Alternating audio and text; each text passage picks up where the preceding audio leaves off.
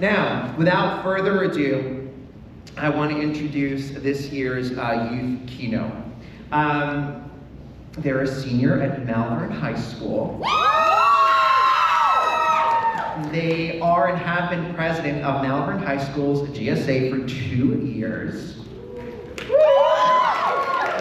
And they will be attending the University of North Carolina at Chapel Hill on full scholarship awarded by their honors program called Honors Carolina, majoring in political science and public policy. That's really, really amazing. Please help me in welcoming the youth keynote speaker for the 30th annual Long Island LGBT Youth Leadership Conference. Without further ado, Evelyn Brown!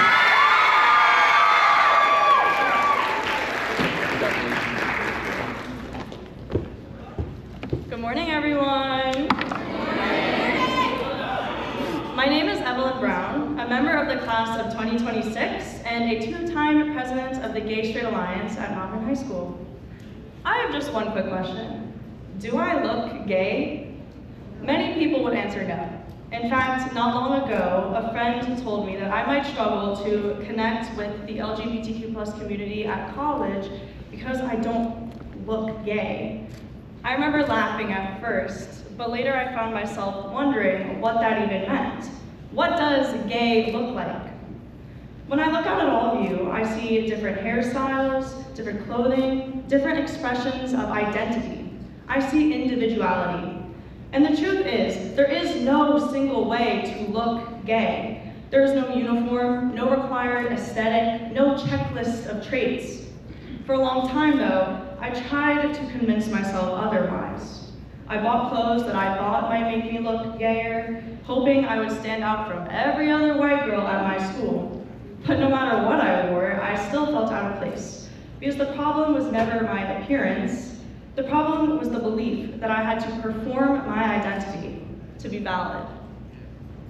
For much of American history, queer people were forced not to stand out, but to blend in. Lavender marriages, a union between a man and a woman, typically to conceal one or both partners' sexual identity, was common well into the 20th century.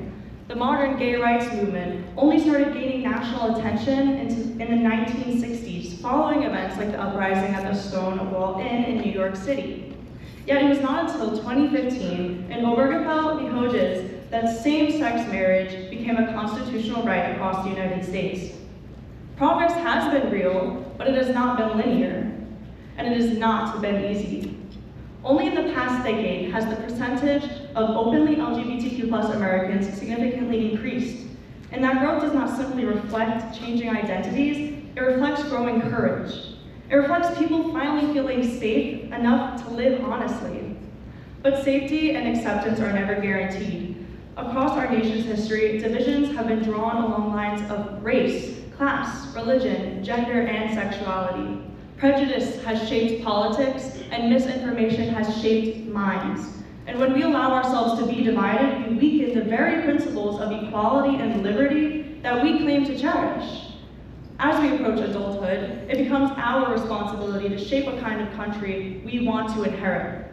Change does not occur because we wait patiently for it. It happens because ordinary people like us refuse to stay silent. In his letter from Birmingham jail, Dr. Martin Luther King Jr. reminds us that justice requires action and not complacency. He wrote that in injustice anywhere, threats justice everywhere. These words are just as urgent today as they were in 1963. We can't let politics and prejudice divide us because we are connected by something far stronger than the labels placed upon us. We are connected by our shared humanity. We are the generation capable of redefining leadership, empathy, and courage. And the first step is simple. Reach out to the person next to you. Hold the hand of your neighbor, regardless of the color of their skin, the gender identity they align with, or the religion they practice.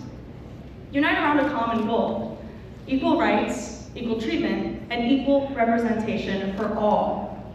Can we truly call America the greatest nation in the world if we do not affirm that all humans are equal? That question becomes even more pressing when we see efforts to silence and marginalize our communities. In recent years, legislation such as Florida's Parental Rights and Education Law, often referred to as the Don't Say Gay Law, has restricted classroom discussions about sexual orientation and gender identity. Moments like these remind us that rights can be debated, challenged, and limited if we are not vigilant. Even symbols matter.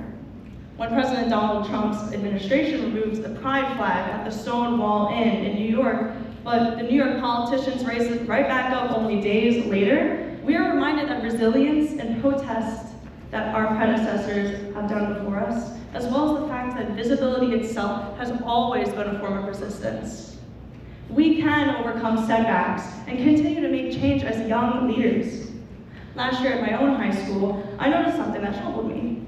Each morning, we share announcements that highlight significant cultural and heritage months. Hispanic Heritage Month, Black History Month, Women's History Month, Asian American and Pacific Islander Heritage Month. These acknowledgements are meaningful and very, very necessary. They remind us that history is diverse and that contributions come from every community. But when June, Pride Month, arrived, there was silence. With only a few weeks of classes left before our Regents exams, the opportunity for recognition was slipping by. And in a school that prides itself on its diversity, one community remained largely unacknowledged. So instead of accepting that silence, I decided to challenge it.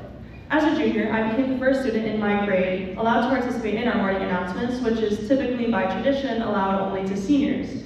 Each day during Pride Month, I shared a brief segment highlighting LGBT+ history, the activists who paved the way, the milestones we achieved, and the struggles that we as a community have overcome. I did not do this to draw attention to myself. I did it to prove that even a small platform can amplify powerful stories. The result was not a dramatic, overnight transformation. It was something quieter, but meaningful. Conversations, questions, curiosity, visibility.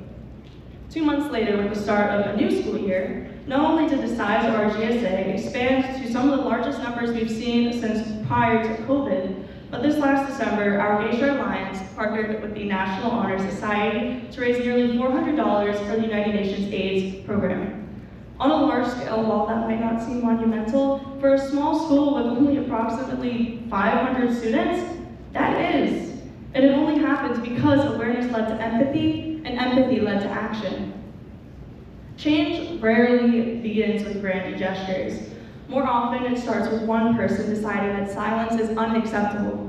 So I encourage each of you, look at your own schools, your own communities. Where are voices missing? Where can you step in? Maybe it is organizing a Pride event in June. Maybe it is decorating a bulletin board with flags and historical facts. Maybe it is collaborating with other clubs and organizations, Black student unions, girls leadership groups, cultural organizations, to host joint meetings that celebrate intersectionality and shared resilience. Our communities are not isolated, they overlap. The fight for equality in one space strengthens the fight in another. We are living in a time when divisions feel amplified and tensions run high, but we have a choice. We can mirror that division, or we can rise above it. We can be the leaders who build bridges instead of walls. Be the change you want to see, not in abstract, distant ways, but in daily, tangible actions. Speak up, show up, support one another. Recognize that identity is not something that must be proven through appearance. It is something that deserves respect simply because it exists. There's no one way to look gay. There's no one way to look powerful, compassionate, or brave. Those qualities are defined by what we do. And what we do, starting now, can shape a nation that truly lives up to its promise. Thank you.